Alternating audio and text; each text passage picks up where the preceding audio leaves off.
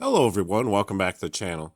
Today we're taking a look at another Star Wars vehicle, and this is Luke Skywalker's X-Wing fighter. And this particular version came out with the Power of the Force action figure line in the 1990s.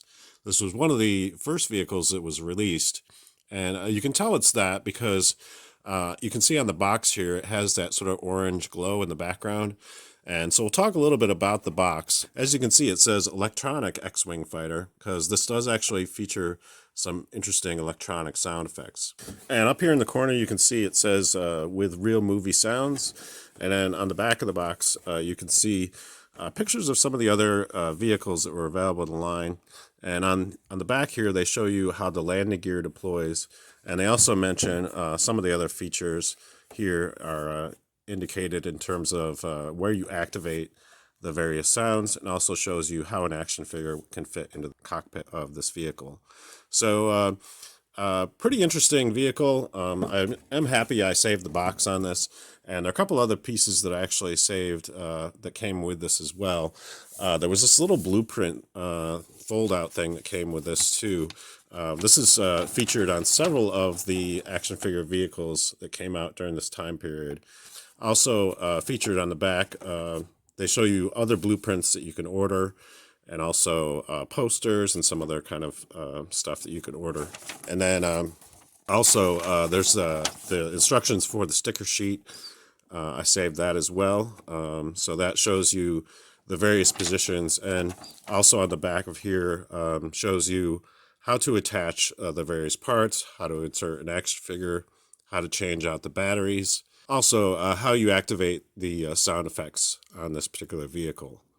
So that's kind of a cool thing. And I did save the sticker sheet as well. So it shows you here, each of these are numbered. And you can see there were a ton of stickers. So it actually took quite a while to apply all the various decals to this vehicle. I remember spending quite a bit of time to actually get all of these in the correct positions on this vehicle. So nowadays, for the most part, when you get one of these vehicles, a lot of times the stickers are already in place now, just because this can be kind of a tedious ordeal to kind of get all these in position.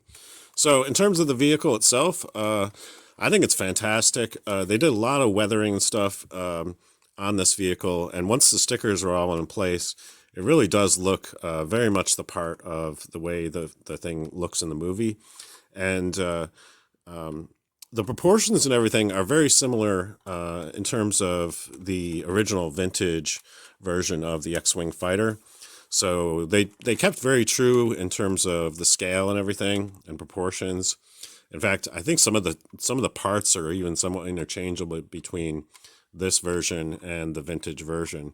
As you can see, there's a landing gear strut that actually extends downward, so you can flip that back up inside. And then in terms of the sound effects, there's a little button down here on the bottom. That part activates the laser sound effects, and the speakers here in the back, so hear what that sounds like.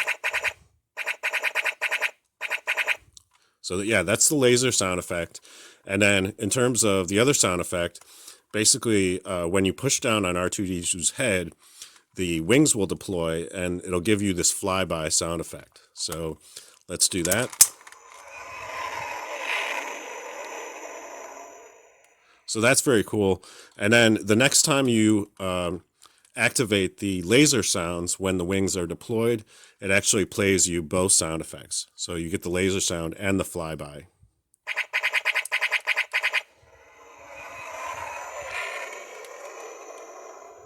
So yeah, and then to deactivate the wings, to put them back into the flat format, all you got to do is press on this button right here, and it actually snaps them back into place.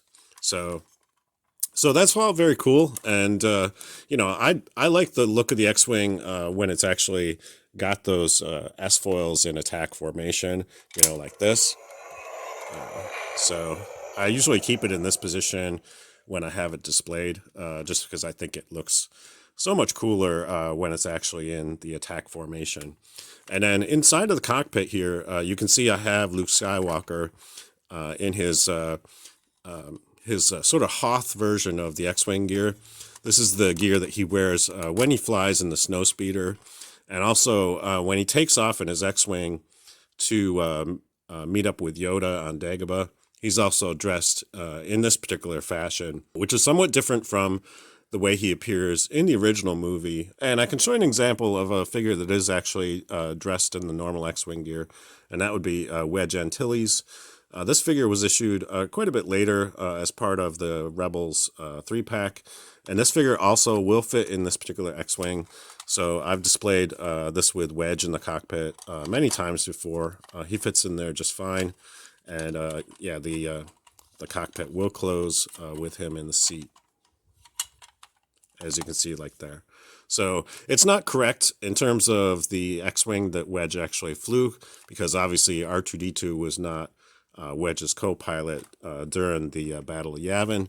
But if you are looking for other action figures that will actually fit in the cockpit, there are quite a few to choose from. So because this vehicle is flown by Luke Skywalker in all 3 films, and also well beyond the original trilogy, you obviously see him flying the ship in The Mandalorian Season 2 when he arrives to take custody of Grogu.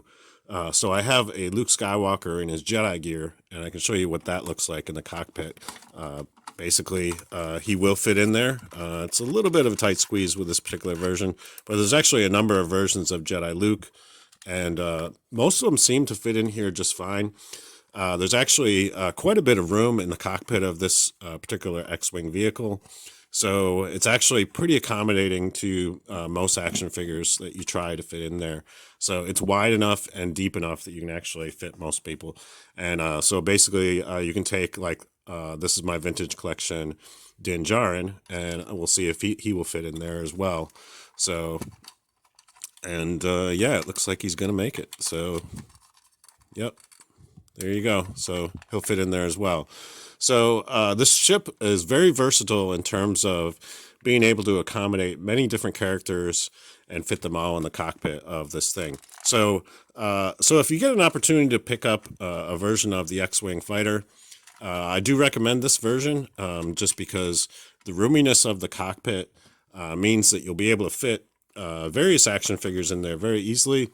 And also, with the electronic sound effects and everything, it actually holds up pretty well in terms of being a pretty solid version of this thing.